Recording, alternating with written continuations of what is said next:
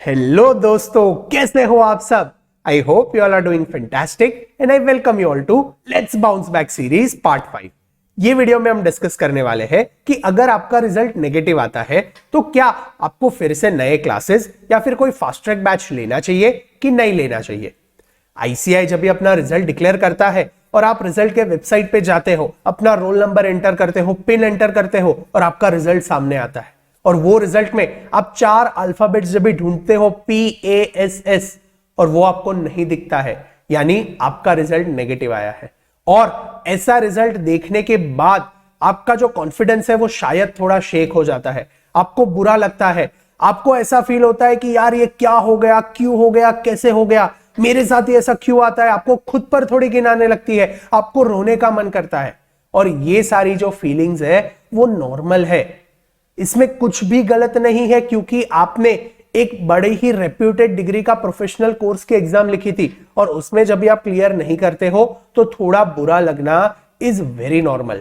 लेकिन हमें give up नहीं करना है, हमें वापस उठना है, हमें वापस उठ के भागना है, दौड़ना है, पढ़ना है और फिर से एग्जाम लिख के अपने नाम के आगे वो जो डिग्री है CA वो लगानी है।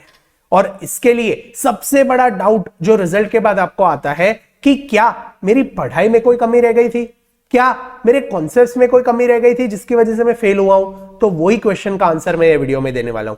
जैसे ही आप फेल होते हो तो फर्स्ट थिंग जो आपके दिमाग में आता है कि मैंने जो क्लासेस लिए थे क्या वो बराबर थे, क्या वो मुझे बराबर से समझे थे कि मुझे वापस क्लासेस करने चाहिए। तो ट्रस्ट मी, मैं आपको ये एडवाइस दे रहा हूं एक बड़े भाई की तरह कि अगर आप पहली बार फेल हुए हो, फर्स्ट टाइम अगर आप फेल हुए हो तो बिल्कुल भी सोचना मत कोई नए क्लासेस या फिर फास्ट ट्रैक बैच लेने की। वो इनिशियली 4, 5, 6 डेज जब भी रिजल्ट आता है ना, तभी आपको ऐसा लग रहा है कि भाई मुझे कॉन्सेप्चुअल क्लैरिटी नहीं है, मैंने क्लासेस में अच्छी पढ़ाई नहीं की थी। लेकिन आपने जो क्लासेस लिए थे, जो फैकल्टी से आपने पढ़ाई की थी या फिर भले ही आपने सेल्फ स्टडी किया था, तो वो चीजें आपको समझ में आई है। कुछ और गलतियां हैं जो आपने की थी जिसकी वजह से आप क्लियर नहीं कर पाए हो। इसीलिए अगर फर्स्ट टाइम आप फेल होते हो तो वापस नए क्लासेस मत लेना और एक बार एग्जाम्स लिखने की कोशिश करना। आपने जो पढ़ा है उसको अच्छे से रिवाइज करना, अच्छे से रिटन प्रैक्टिस करना, अच्छे से मॉक टेस्ट लिखना जो मैंने मेरे आगे वाले वीडियोस में बताया, और वो हिसाब से आप वापस अपना एग्जाम देने जाना। तो अगर आप एक बार फेल हुए तो आपको नए क्लासेस या फिर फास्ट ट्रैक बैच नहीं लेना है। अभी दूसरी बात, आप अगर 2, 3 या फिर 4 बार फेल हो चुके हो और आप जब भी एग्जाम लिखते हो तो आपको ऐसा लग रहा है कि यार एग्जाम में मुझे चीजें आती है, नहीं आती है, मैं लिख नहीं पाता हूं, तो अभी मैं क्या करूं, क्या मैं नए क्लासेस या फिर फास्ट ट्रैक बैच लूं या नहीं लूं। तो अभी आपके पास 2 ऑप्शंस है, या तो आप नए फास्ट ट्रैक बैच या फिर कोई नया कोर्स ले लो या फिर आप मत लो। अभी कभी आपको नया कोर्स या फिर फास्ट ट्रैक बैच लेना चाहिए तो there is only one reason, ये एक ही रीजन अगर आप सेटिस्फाई करते हो तो आपको नए क्लासेस लेने चाहिए, that is lack of conceptual clarity. अगर आपको कॉन्सेप्चुअल क्लैरिटी नहीं है बिल्कुल भी वो सब्जेक्ट की, तभी आपको क्लासेस लेने हैं, वरना आपको क्लासेस नहीं लेने हैं, क्योंकि आपको क्लासेस की नहीं प्रैक्टिस की जरूरत है अगर आपको कॉन्सेप्चुअल क्लैरिटी थोड़ी भी है। अभी सर आपने तो बोल दिया लैक ऑफ कॉन्सेप्चुअल क्लैरिटी, लेकिन हम टेस्ट कैसे करें कि हमारे कॉन्सेप्ट्स क्लियर है कि नहीं है। तो आप क्या करना, कोई भी पर्टिकुलर सब्जेक्ट उठाओ जिसमें आपको टेस्ट करना है कि मुझे कॉन्सेप्चुअल क्लैरिटी है या नहीं है। अभी वो सब्जेक्ट के आईसीआई के मॉड्यूल में से 2 या 3 क्वेश्चंस उठाओ, कोई भी रैंडमली 2-3 क्वेश्चंस उठाओ, अपने फ्रेंड्स को बोलो 2-3 क्वेश्चन सिलेक्ट करके दे दे, आपके मेंटर्स को बोल दो और वो 2-3 क्वेश्चंस आप खुद सॉल्व करने की ट्राई करो। अगर वो क्वेश्चंस आप 70 to 80% भी सॉल्व कर पाते हो, जरूरी नहीं है कि पूरा आंसर आपको राइट आए, लेकिन उसका अप्रोच अगर आपको पता है। लेट्स टेक एन एग्जांपल, अगर एसएफएम में आपने कोई सम उठाया और आपको पता है कि ये फॉर्मूला अप्लाई करना है क्योंकि इसमें हम शेयर्स को वैल्यू करते हैं, या फिर म्यूचुअल फंड का समय तो हमें यहाँ पे यूनिट्स का जो वैल्यू है वो कैलकुलेट करना है, या फिर पोर्टफोलियो मैनेजमेंट का समय तो हमें बीटा कैलकुलेट करना है कि सिग्मा कैलकुलेट करना है, या फिर जो भी ऐसे कॉन्सेप्ट्स है वो आपको सूझ रहे हैं कि नहीं ये कैलकुलेट करना है, ऐसे कैलकुलेट करना है, अगर वो आपको प्रॉपरली आंसर सूझ जाता है और 70-80% आप लिख पाते हो, दैट मींस आपको क्लासेस या फिर फास्ट ट्रैक बैच की जरूरत नहीं है। सिमिलर फॉर थियरी सब्जेक्ट, अगर लॉ का कोई आपने क्वेश्चन उठाया है और आपको सेक्शन नंबर स्ट्राइक होता है या फिर वो प्रोविजन स्ट्राइक होता है कि नहीं ये रिलेटेड पार्टी ट्रांजैक्शन है तो उसमें ये कंडीशंस आने चाहिए, या फिर कोई और आप सब्जेक्ट ले लो डीटी या आईडीटी, तो उसमें आप एटलीस्ट 70-80% सेक्शंस को अप्लाई करके सम सॉल्व कर पाते हो, दैट मींस आपको वापस क्लासेस की जरूरत नहीं है, आपको सिर्फ प्रैक्टिस की जरूरत है। आपको और ज्यादा प्रैक्टिस करना है और रिटर्न टेस्ट देनी है तो आप क्लियर कर जाओगे। लेकिन आप क्वेश्चन देख के ही ब्लैंक हो जाते हो, भाई मुझे पता ही नहीं है क्वेश्चन स्टार्ट कैसे करें, मुझे समझ में ही नहीं आता है कि ये क्वेश्चन स्टार्ट कैसे करें, तभी आप नए क्लासेस या फिर फास्ट ट्रैक बैच लेने की सोचना। तभी आपको वापस से क्लासेस लेने, जो भी फैकल्टी से आपने क्लासेस लिए थे ना उसने पढ़ाया तो अच्छा ही होगा, लेकिन शायद हमारे नसीब खराब थे कि हमें वो फैकल्टी से समझ में नहीं आया, इसीलिए कोई और फैकल्टी से अगर आपको फास्ट ट्रैक बैच लेना है या फिर वही फैकल्टी से आपको फास्ट ट्रैक बैच लेना है तो आप ले सकते हो।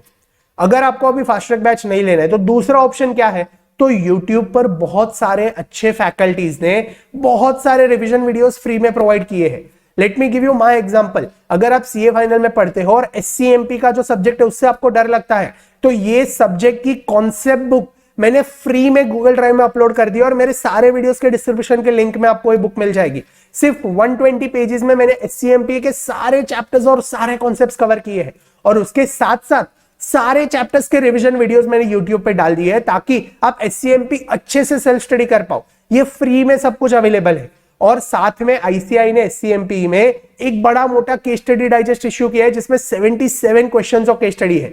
ये सारे क्वेश्चंस मैंने YouTube पे आपको फ्री में करवाए, वो भी लेस देन 20 आवर्स। जी हाँ, 20 आवर्स में आपके सारे केस स्टडी के 77 क्वेश्चन सॉल्व हो जाएंगे। तो ऐसे जैसे मैंने एससीएमटी का रिसोर्सेज यूट्यूब पे फ्री में डाला है, वैसे बहुत सारे फैकल्टीज है जिन्होंने बहुत कुछ यूट्यूब पे डाला है, तो अगर आप वो यूज करके अपने कॉन्सेप्ट क्लियर करके वापस एग्जाम दे सकते हो तो नथिंग लाइक दैट। तो ये दो ऑप्शंस है आपके पास। अगर आपको बिल्कुल भी कॉन्सेप्चुअल क्लैरिटी नहीं है तो आप नए क्लासेस या फिर फास्ट ट्रैक बैच ले लो, और अगर आपको थोड़ी भी कॉन्सेप्चुअल क्लैरिटी है और थोड़ी पुश की जरूरत है तो YouTube पर बहुत सारे रिसोर्सेज अवेलेबल है, तो उसमें से आप कुछ यूज करके वापस अपने एग्जाम लिख सकते हो। लेकिन इसमें और एक डिस्क्लेमर है, अगर आप YouTube के फैकल्टीज के रिसोर्सेज लेते हो तो ऐसा मत करना कि आप 5-6 फैकल्टीज के अलग अलग रिसोर्सेज में से पढ़ रहे हो। आप मेरी कॉन्सेप्ट बुक भी यूज कर रहे हो, किसी और सर के भी बुक यूज कर रहे हो, किसी और के वहां से क्वेश्चंस कर रहे हो, किसी और के वहां से कुछ और कर रहे हो। ऐसे अगर करोगे तो लास्ट 1.5 डेज में आप कंफ्यूज हो जाओगे। 1.5 डेज में कहां से पढ़ना है, कितना पढ़ना है, क्या पढ़ना है, उसमें बहुत ही कंफ्यूजन होगा। इसीलिए रिसोर्सेज यहां वहां के यूज मत करना, किसी एक पर्टिकुलर फैकल्टी या एक मेंटर को फॉलो करना, और साथ में आईसीआई का जो स्टडी मटेरियल है उसको आप पैरेलली साथ में रख सकते हो। इसके अलावा यहां वहां भागना मत, वरना वापस आपके फेल होने के चांसेस हो सकते हैं। तो ठीक है, आपको इतनी चीजें करनी है। अगर कॉन्सेप्चुअल क्लैरिटी नहीं है तो कोई फास्ट ट्रैक बैच ले लो। अगर फास्ट ट्रैक बैच ले रहे हो तो ये समझ के चलना कि कोई भी फास्ट ट्रैक बैच आपका 100-150 आवर्स के नीचे नहीं आने वाला है, और रिजल्ट जब भी आता है तो रिजल्ट यूजुअली आपके एग्जाम देने के 1.5-2 मंथ्स के बाद आता है, तो आपके हाथ में है ही 3 मंथ्स। अभी वो 3 मंथ्स में अगर आपको 1 या 2 सब्जेक्ट से भी फास्ट ट्रैक बैच लेते हो तो आपका 15 डेज टू 1 मंथ सिर्फ वो क्लासेस देखने में चला जाएगा।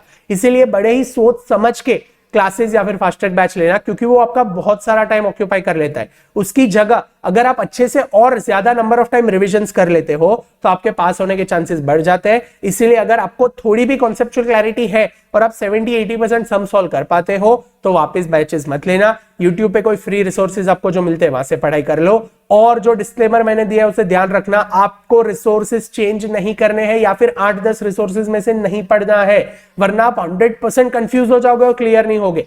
एक ही मेंटर की कॉन्सेप्ट बुक रखनी है, एक ही बुक में से क्वेश्चन सॉल्व करने हैं, और पैरेलली अगर आपको आईसीआई का स्टडी मटेरियल रखना है तो रख सकते हो। आई होप अगर आप ये इतना करते हो तो आपका जो क्वेश्चन है उसका भी आंसर मैंने प्रॉपर्ली कर दिया और आप आने वाले अटेम्प्ट में जरूर पास हो जाओगे और आप सीए बन जाओगे। ठीक है, आई होप ये वीडियो आपके लिए यूजफुल रहा हो। अगर यहां तक आपने सुना है तो वीडियो को जरूर लाइक करना, ताकि ये वीडियो जिसको भी जरूरत है उस तक पहुंच पाए। अगर आपको ये मेरी सीरीज अच्छी लगी हो तो जरूर कमेंट करके जाना, क्योंकि मैं आपके कमेंट्स पढ़ता हूं और मुझे अच्छा लगता है। तो मिलते हैं अगले वीडियो में। यहां तक मुझे सुनने के लिए थैंक यू सो मच।